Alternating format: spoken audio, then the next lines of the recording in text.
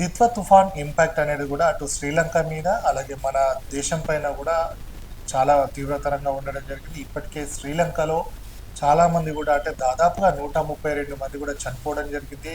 అలాగే 44,000 మంది కూడా సర్వస్వం కోల్పోయి నిరాశ్రయులు కావడం జరిగింది.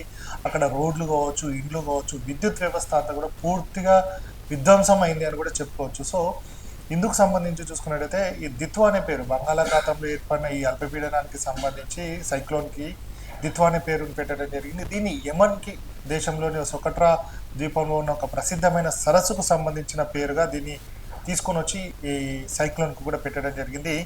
సో మొత్తంగా చూసుకున్నట్టయితే దీని ఇంపాక్ట్ అనేది కావచ్చు, అలాగే ఇప్పుడు ఎంత వేగంతో వెళ్తుంది అనేది కూడా మనం చూసే ప్రయత్నం చేద్దాం. ఇది అంటే నవంబర్ 30 నాటికి కారకైల్ అలాగే మహాబలిపురం మధ్యన తీరాన్ని దాటే అవకాశం ఉందని కూడా చెప్తున్న నేపథ్యం ఉంది.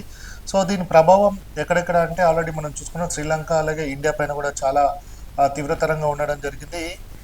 మనకు సంబంధించి చూసుకున్నట్టయితే ఇండియా పైన అంటే దక్షిణ భారతదేశానికి సంబంధించి చూసుకున్నట్టయితే దక్షిణ ఆంధ్ర అలాగే రాయలసీమ తెలంగాణలో డిసెంబర్ 1వ తారీఖు వరకు కూడా అతి భారీ వర్షాలు కురుస్తాయని కూడా ఇప్పటికే దీనికి సంబంధించిన ఇన్ఫర్మేషన్ ఇవ్వడం జరిగింది. వాతావరణ శాఖ కూడా ఎప్పటికప్పుడు కూడా అలర్ట్స్ను కూడా ఇస్తున్న నేపథ్యం ఉంది.